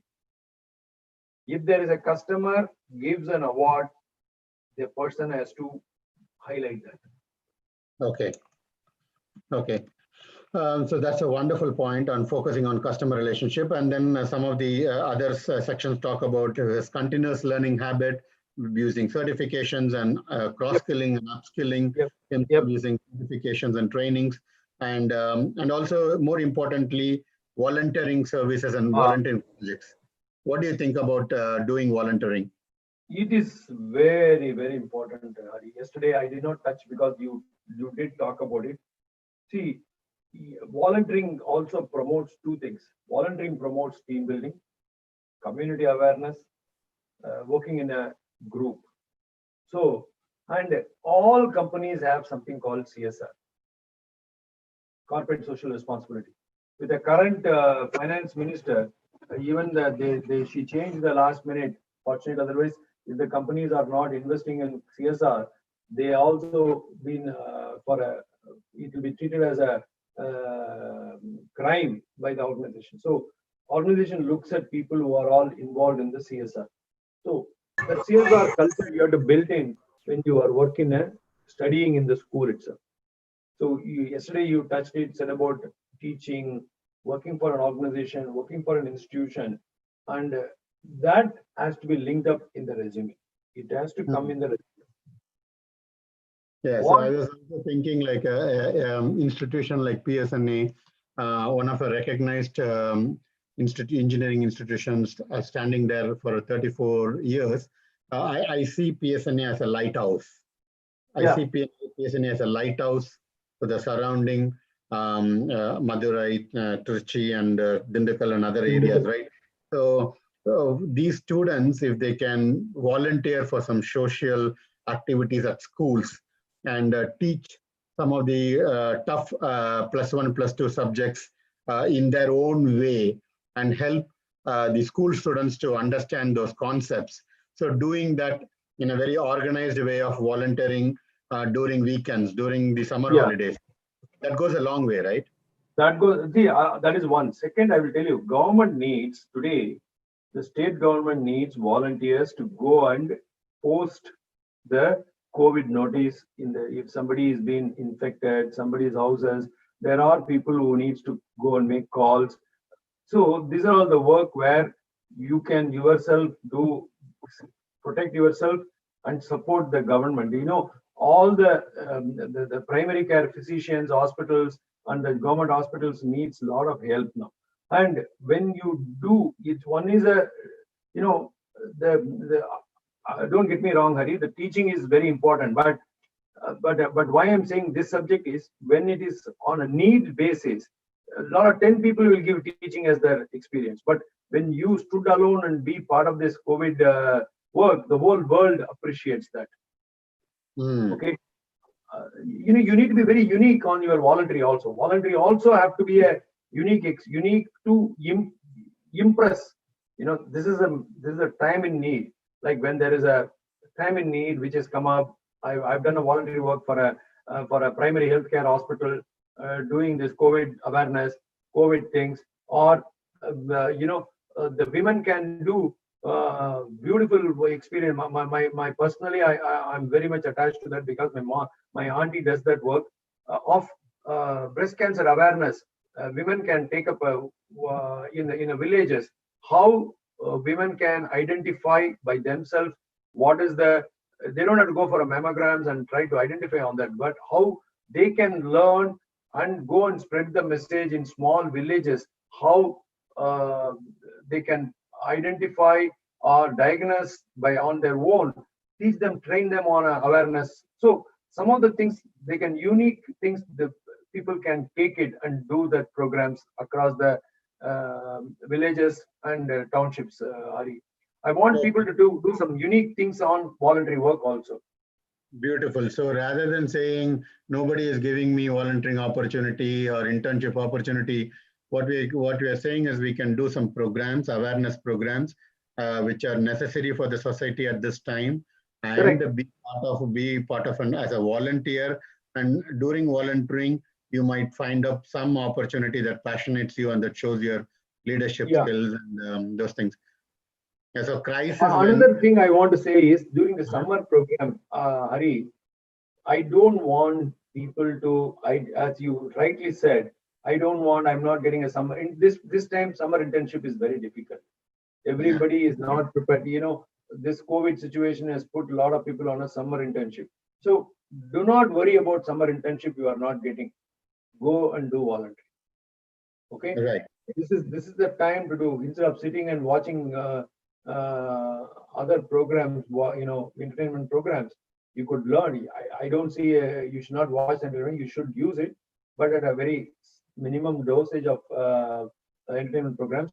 Learn and plus do the voluntary work. Don't worry that you don't get a summer internship. You use it for doing such programs. And also, I will also tell you about some other voluntary work. Right now, people who are working in software, they can join organization for data analysis, in COVID data analysis, where the testing happens, where the testing doesn't happen, how you can spread the message of COVID messages, what is going to happen. No, messages of not WhatsApp message. I'm talking about where the testing is happening. People can be aware of that, get the messages, work with the organizations which you can do it. There are a lot of opportunities to work on voluntary. Beautiful, beautiful. So crisis is not equal to fear. Crisis is equal to a leadership opportunity to help others and serve others, right? So every crisis provides new opportunities. So now let's back. Sorry, Hari, go ahead. Are you able to hear me, Hari? Hari, I lost you for a minute, Hari. Yeah. Now I can hear you. Go. Okay. So now let's go back to some of the other resumes. We touched upon some of the CSE and IT. Now let's go back to some of the mechanical engineering, because I want resumes from an engineering background, how it is and what we can talk about it. So Karthikeyan, so it's a little bit unique. First of all, what do you think about Picture should photographing? not be there. Correct. Take out a picture. I don't want a picture. Nobody is going to look at the press. And these type of things are all, the button with the level. These are all not required. You can just have a technical skills. What level of this punch card maybe very looking at attractive, but it is not. It doesn't convey the message of what I'm looking at it. Like, for example, academic achievement is not there. Technical skills are there, but this punch card type of things are all not required to be looked at it. Okay, nobody is going to appreciate that. Right. So I think listing the skills is good. Listing Very our good. own of the skills is not required. That is something that we should be able to demonstrate during speaking, and let the interviewer ask us. Correct. Correct. Also, I don't think it's necessary to have your soft skill primacy, diplomatic and college. It's not right. It's not a professional. Yeah, I will tell you why I don't want to mention the person should know, Karthikeyan should know why I'm saying no. See, let's say there is a company which is looking at AutoCAD, okay, and he is explicitly saying that I know only 3 out of 5, okay, and he is missing that opportunity. He is creating already an impression to the interviewer. Oh, Karthikeyan knows only AutoCAD 3 out of 5, whereas he knows CAD TV V5 R20, which is 5 out of 5, which is not. I don't need it. I need somebody who is very strong in AutoCAD. If you look at it, that profile, why you want to tell it upfront? Correct. Excellently. Is there AutoCAD? I know AutoCAD. I know Siemens NX CAD. I know CAD TV VS R50. That's all you should say. You should not tell about his proficiency at this stage. Very good. That's an excellent point. That's an excellent point. And what do you think about the CPA, the GPA, the grade, the percentage? How much does it impact an interviewer's expectation, like his chances? See, how much it is important? GPA this is very important. I'll tell you why. We are looking at the person's consistently academically is doing well. Okay. The consistency is what all of us look at it, and also how you are growing consistently. Okay, so by showing this type of percentage, and unfortunately this person is not writing his achievement of in his academic achievement. He has been a topper. I have been scoring over 90% in all my exams, which is a fundamental statement he should start with. It is a wonderful profile of person who has been consistently doing very well in the schools and college. Very academically, very good profile. And he has to express that. Yeah, so it should be, the resume is not about, hey, I am good at this, I am so and so. It's about, hey, how can I help with my skills to you? That's what the resume should speak, right? Correct. It's not about what all I know, take it whatever is good for you. That's not the approach the resume should speak. The resume should speak, hey, these are the skills I have. This is what you need in your job description. And these are the projects that I have done, which are related. These are the activities that I've accomplished, which are related. And that's what it should be, right? Exactly. But on the other hand, I do want to appreciate Karthikeyan's so many good projects that he has been part of. He has got a good amount of extracurricular activities. He has achieved certain certificates and achievements. Really, see, I want to tell one thing on this profile. You see, he has done implant training in Sundaram industry. So he can do one thing is done various implant trainings in companies like Sundaram, PLA Motors and Hyundai Motors. Just say that only, that's it. You doesn't have to give it in 3 days, 5 days, 3 days, 5 days should not be there. Being part of implant training in leading industries like Sundaram, Hyundai Motors and Roots Industry. This is beautiful, right? The way it's very interesting that he has got multiple implant trainings, which is very rare to find out from one student. But when he can collectively list out the places where he has done implant training, and he can say in the area of based on this training, what he has learned in the area of customer focus, in the area of sales, in the area of process engineering, in the area of things. Yeah. He can demonstrate that from these implant training, he has learned the core business process, he has learned the customer relationship, he has learned about sales, how the companies earn revenue, how the companies reduce their cost by doing so and so. So with the exposure, he can. But that is, see, in this profile, it's very difficult to learn about the cost reduction and other things, because the implant training will not give you that opportunity to do that. So yeah, you have to mention that. And see, I like the lot of things he has done it, and also about certificates, achievements, what he has done it. See, now the problem in this profile is he has put a lot of stuff here and missed the key things. The language proficiency need not be there. Then if he has used the star bullet buttons, if he has not used it, he could have given it very well. I don't know what is the interest on part model. These things can come in the what he has done in the industry. It doesn't have to come to specifically on a part modeling product design.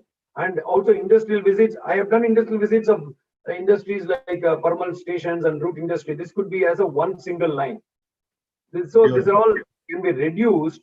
Implant training and industrial visits can be two separate lines. That's all. And what industries he has covered. He has put in a lot of information, but that has to be modeling. It has to be done very well. Correct. So take the fancy things out, reduce the blank spaces, consolidate the information, and with all these trainings and certificates, what is one or two or three things that relates to the exact job that he is going to apply for, and try to relate these experiences to the job description. That will give a better winning chance for him, right? Correct. See, I like he has got a lot of achievements, certificates. Unfortunately, it needs a marketing work on this certificates and achievements. Okay. Beautiful. Formatting needs to be. It needs a lot of formatting. That's all. But contents are very good, but needs a lot of formatting. Very good. Formatting is also very important in a resume, Hari. People, it's like a marketing brochure, right? You need to do a formatting on this. So in the first session on the PALM framework, PSNA PALM framework, I told you are your attitude and you are a brand in yourself. So as each person, we carry a brand. By doing some things, or even not by not doing something, we are building a brand, and the brand needs to be protected. The brand needs to be cultured. The brand needs to be developed consciously to say that the XYZ person is going to be a future leader in technically or socially or business-wise. So that's one thing. So let's look at another resume here. I think this person talked about it. As a thumb rule, I'm telling you, Hari, ask people not to put their pictures in the resume. No need to have a picture in the resume. And what do you think about father's name, mother's name? No need. Date of birth. Date of birth is not required. Father's name, mother's name. See, I will tell you why I don't like that is, see, these are all sometimes gives you a stereotyping to the interviewer process. You know what I meant by stereotype, right? Can you explain a bit? Little bit. Let me explain to you. Some names are specific to some community, some part of the location. Okay, these names let's, for example, please don't quote me, I hope, a specific name of Karupaya. Karupaya. Then it comes from a remote village. So this person Karupaya is coming from a village. So this village student won't have studied well. He may not speak English. The interviewers will carry that unfortunate stereotyping. Unconscious bias. Unconscious bias. Okay. Unconscious bias. So, for example, if the name of a Karupaya is the father name, they will think that, oh, Karupaya is a village name. He must have come from a deep south village. He wouldn't have studied. A father is not studied.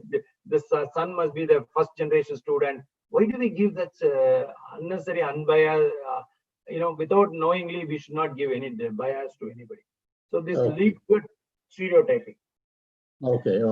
Thank you. You explained the concept very well. In industry, there is a greater awareness. Each organization is training their employees how not to have an unconscious bias during interview. So it is a fact. It's unconscious bias. It exists. It doesn't show clearly, but it exists. And as much as possible, if we can avoid opportunities to give them an unconscious bias, we will be in a better position. And also, why I don't want date of birth also, I'll tell you. Yeah.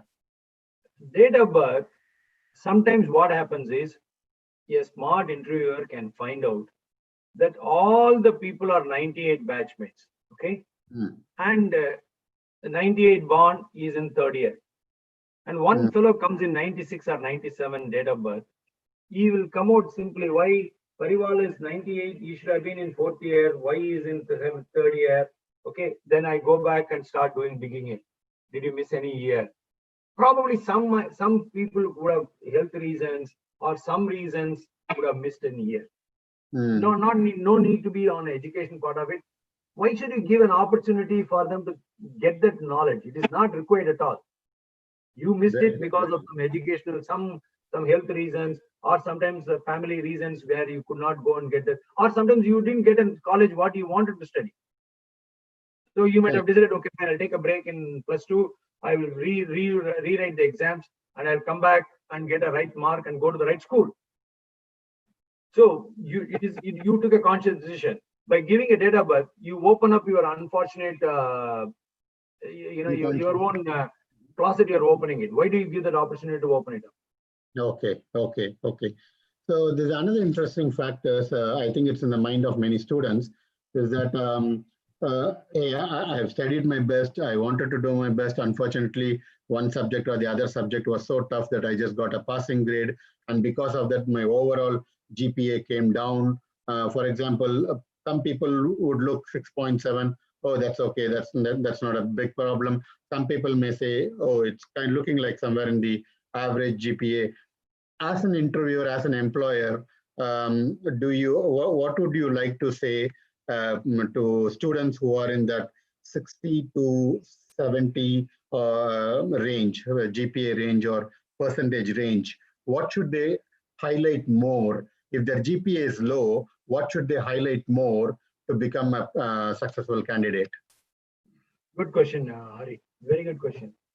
See, eligibility, once you are eligible as far as the mark is concerned, say every school will have, every company will have some cutoff mark, 60%, 60%.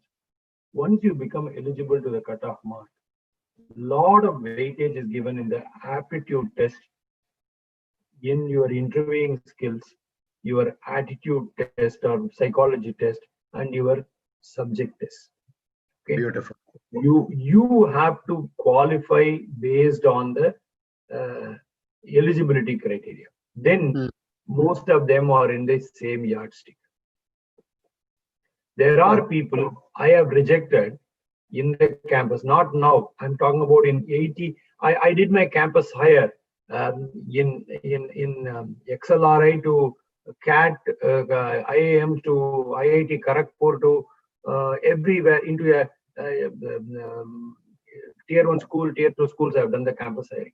I have rejected people who have got 80 plus in the mark and accepted the people with 65, 70 also. Because as long as you become eligible and be part of that, the grade goes to the secondary stage. Okay. The priority is the test. That's why in my talk, I touched a lot on the aptitude test and entrance examinations. Because you are a fresher. Now I Okay. get it. Okay. So once you pass that minimum threshold, then you are all in the same basket. Beautiful, beautiful. So, Unless otherwise, I get 4 students with same marks, okay, which is very rare in the test and the aptitude test and GPA. It all gets into the four into one. And also during the interview, a higher score person can come out and say that I'm going to be here for only for 1 year and then I'm going to go for abroad for my higher studies. Some people have said that. Then we have not even taken those people into consideration. Okay, okay. That's So good. you have to threshold, then everybody in the same basket. Very good, very good. So you need to make sure you have a good mark. You need to make sure you're eligible, and then you need to start preparing for your aptitude test interview right from day one that you enter into your college, right? So Correct. you have 4 years ahead of you, looking at that way to prepare yourself to the best of the abilities. So as part of alumni, we are open to help students to be mentors, to guide them in whichever area they want, and connect with the right people to get some guidance. So that's good. So Hari, we will open it up to some of the students' questions for a few minutes. We'll wrap it up in 10-15 minutes if you don't mind. So, no problem. Sure. So Jamuna or Kartiha, do you have questions from students, please? Yes, we have, sir. Go ahead, please. What is the scope of placements in healthcare field in post-COVID scenario? See, healthcare industry. One second. Before you talk on that, Kartiha, do you have the student name? Okay, well, because I do want to recognize because first of all, asking question is a good habit. And if the student I've asked, I want to recognize the student name because we want to encourage the positive culture, the right culture. So back to you, Hari. Okay, see the healthcare industry. If I noticed it, healthcare industry in the IT side or in the insurance sector, healthcare industry is a pretty broad terminology. Healthcare industry includes life sciences and pharma. Healthcare industry includes the insurance, which we call it as a payer and providers. Overall, that's how the terminology is used in the healthcare industry.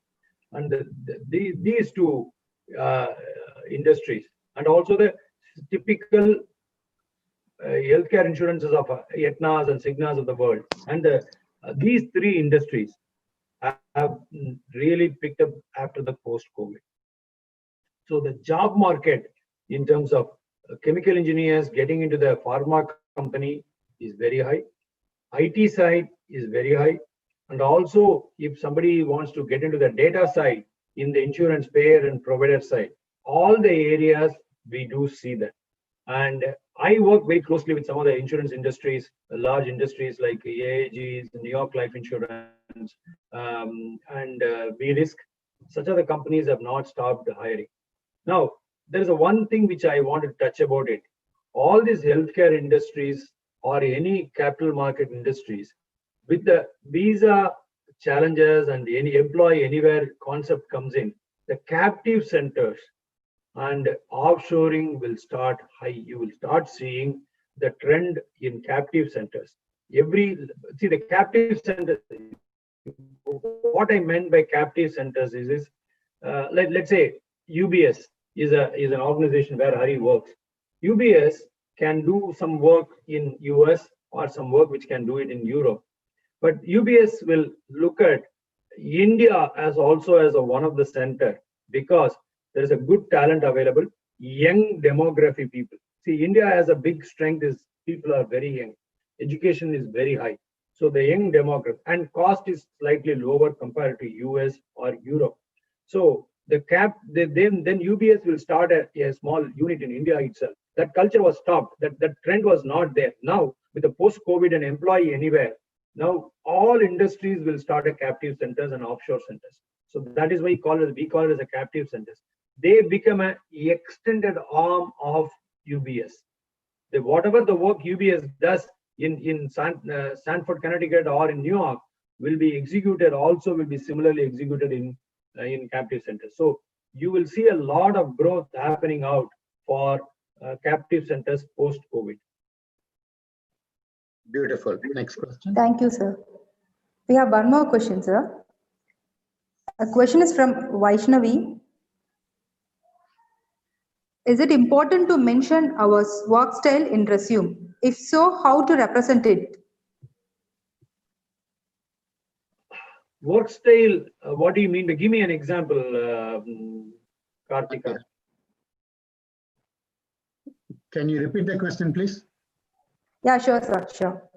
Is it important to mention our work style in resume? If so, how to represent it, sir? Actually, this question is from Vaishnavi. Yeah, So Vaishnavi, your work style, you don't have to mention that, it will speak in your resume itself. I'll tell you, if you are studying hard, if you are getting higher marks, that is your work style which has to be there in the college right now. The marks what you get, how you have grown up in the marks, will automatically speak about your work style. You don't have to mention that. It can be, and also if you are learning, if you have a let's say your work style is taking initiatives. If you are doing some projects, doing a summer training, implant training, you are doing various multiple things like that, which will automatically show you that your work style of your passion and innovative. So you don't have to write specifically what is it. It can be inferred very easily. Okay. Next question. Yes, sir. A question from Rahman. Is that okay to mention online certification like Udemy, Coursera, etc. in my resume? Absolutely essential. It is very important. Yeah. Okay, sir. That's Okay. what is going to say. He or she is a good learner. Okay, sir. And today's trend is online only. Today's trend is no classroom training, right? And also, I'll tell you why it is very essential. Also, I'll give you one more reason. Now, employers are when you join an organization, please understand, if you join any organization, very rare you will get a classroom training. It is all will be online. Programs will be online. You go to the library, you pull from the library, you complete your course certification, and you finish it, and automatically there will be a certificate will come to you from the university, from the company. So the culture of online, what you are learning, is a good example to tell the company that I am such a learner. When you join an organization, everything is going to be online. Nothing is classroom training. Beautiful. And it is such a day and age that whatever learning through online that the student is picking up in the undergraduate, in the postgraduate, there are plenty of opportunities and universities who are giving the degrees itself online, right? Absolutely. Science MBA on the weekends. So online learning is an industry in itself, and that is going to be more prominent. And having courses online and learning through online is not for everyone. Some people may be looking to learn from professors, be in person, talking to the friends, and learn through as a group. But others may be flexible, and others may have the attitude to learn from videos. So online learning is not for everyone. But if you develop the knack of learning online, if you develop your habits and culture to learn online, that becomes a great skill. Any other question, Kartika? Thank you, sir. A question from Vadivu Karasi Sivakumar. Hi, sir. Thanks for your usual session. What are the opportunities available for MBA students in the fresher job market, sir? How to survive in the upcoming scenario after COVID-19? Wonderful question, Vadivu. Vadivu Karasi, great question. Hari, you want to take? Can you just repeat? I didn't hear the question, Hari. Yeah, the question is, how should an MBA graduate be looking for opportunities in the post-COVID scenario? Okay. So is there these students are all engineering students, or they are going to go and study engineer, No, or they are already any? the college has got engineering degrees, postgraduate in ME as well as MBA courses. So the students are from different disciplines. Okay, good. See, in MBA students, the industry in which what they want to focus, like say MBA finance, are they going to look at a bank or a capital market or any of the captive centers, what they are looking at it. Or if an MBA is an HR person or MBA is from a marketing specialization, there is a no need to get panicked on the jobs what you are looking. Okay, you don't have to worry about only IT people are getting the job. No, they also get. We continue to hire the management trainees. All companies hire management trainees, fresher management trainees. We do that. So you will also be considered for hiring, but look at maybe instead of getting 10 companies coming for a campus interview, this year you may get 6 or 7. But there is not going to, they are not going to stop coming to the campus. Okay, very good. So in the interest of time, we are at 10:30. So it's been a great 2 hours conversation, having conversation with you, Hari. I don't know how the time went by. It's been a long session. So thank you very much for your expert inputs. We have learned a lot today. Kartiha, if there are any additional questions, please feel free to send it to my email. I will collect some answers and we will send it back in the conscious of time. And sure, sir. Sure, sir. Yeah, so with that, I would request our Professor Kannan sir, if he is available on the call, to share a few words.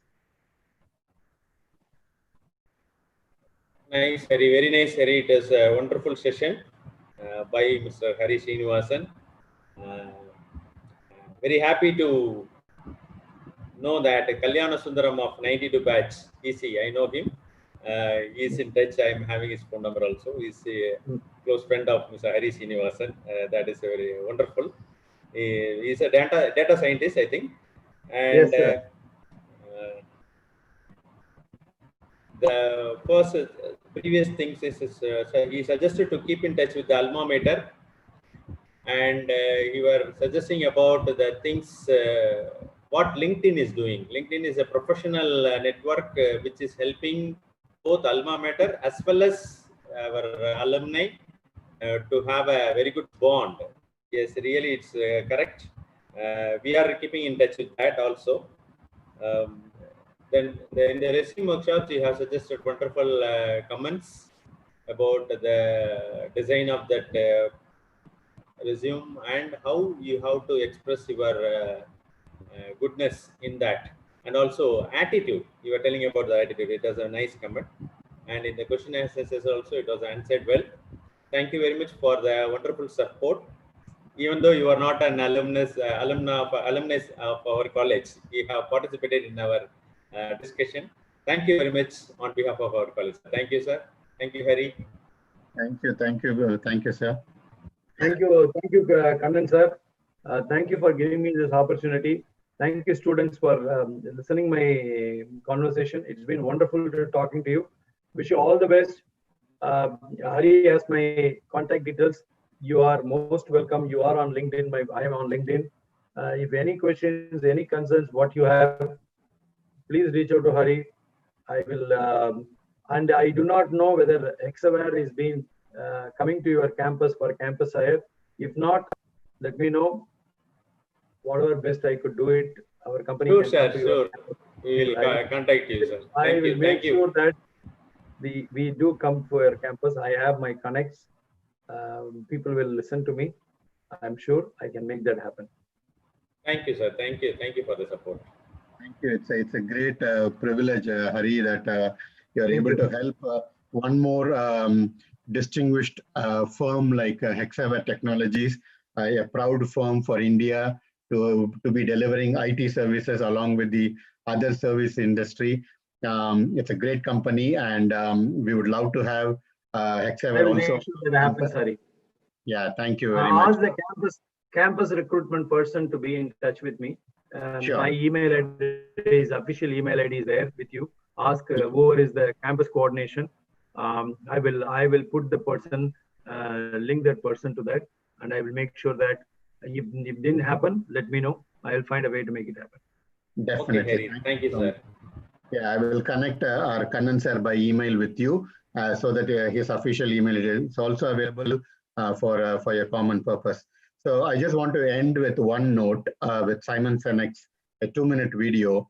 I think it has a message for class of 2020 and 2021 in future. So let's just hear that for 2 minutes, and then we will close the call with Karthika. What they're trying to avoid any surprise, be prepared for every surprise.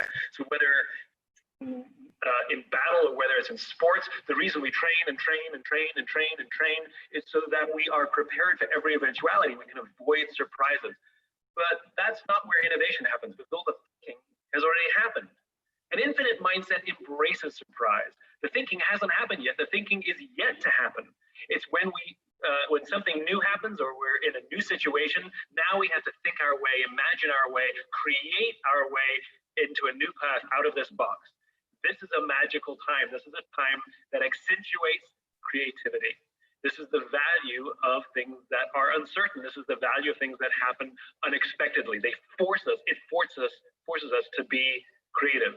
Now, many people shut down because what we've learned isn't working anymore. That's where the shutdown comes from. The infinite mindset embraces that which is uncertain, that which is indifferent. That's what it means to have an infinite mindset. So now is a perfect time. It's a perfect opportunity to embrace exactly what's happening. How will you reinvent the future? How will you take what you know? How will you take the things that you want to achieve and adapt? Imagine if you were starting from scratch today, that the world that will be, the world that is the world that always was. It's like a startup mentality, which is, forget how things were, what the plan was, but if you were starting from scratch right now, how would you bring your talents, your gifts, your entrepreneurial spirit to life? How do you leverage your relationships? How do you form relationships? How do we take care of the people around us? Which is another important point, which is the tenets of good leadership are more relevant now than ever before. It's always been important for us to check in on our people, make sure they're okay, be open to people checking in on us, and just being open and honest about how we feel. And now during these strange times, we have to reach out to our friends, not with a text, not with an email, but preferably with a phone call or a video conference, something where they can hear the tone of voice. I actually find phone calls to be even better than video conferences because we're not just looking at a screen staring at ourselves. Let's be honest, we look at ourselves. But actually, we can be completely present in the tone of voice that someone has on the other side of the phone, as opposed to pretending to make eye contact with them by staring at the camera or worrying about our haircut or looking at them, which is not really looking at them. Tone of voice matters. We can create human relationships that way. And so we should be doubling down on checking in with people. We should be doubling down with calling them one by one and saying, are you okay? These are the basic tenets of leadership. And to practice them now, when in times of stress and anxiety, hopefully we'll carry those good habits with us when we return to new abnormal. So congratulations to all of you. I want you to see the opportunity and the advantages in the world you're graduating into. Wish you best of luck. Or as Dr. James Carse used to wish his students, wishing you bad luck, because that's when you're going to learn things. If everything goes right, you won't learn anything. So wishing you all bad luck, he said. It sounds weird, really weird to say, but wishing you creativity, innovation, and lots of deep, meaningful relationships. Take care of yourself, take care of each other, and congratulations again. So that is the inspiring message from Simon Sinek, one of the very good, great, influential, positive development leader that we have. And I encourage all the students to listen to Simon Sinek videos. It's very important. With that, I would like to come back to the screen. So thank you, Hari, for your wonderful time with us. And we learned a lot from you. Back to you, Karthika, to give the closing remarks. Thank you, sir. Thanks for the wonderful video and thanks for sharing your knowledge, sir. On behalf of PSNA College of Engineering and Technology Alumni Association, we thank all the participants, and also we extend our sincere gratitude to the speakers, Mr. Hari Srinivasan sir and Hari Subramanian sir, for spending their valuable time for the younger generation. Thank you, sir. Thank you so much. Thank you. Thank you. A Thank you, final, Kartika. Thank you, Kannan. thank you. A final quote from our having own me. golden quotes from our own Hari Srinivasan sir. Own the game, lead the game. Thank you. Thank you. Bye. Have a good week. You too. Bye.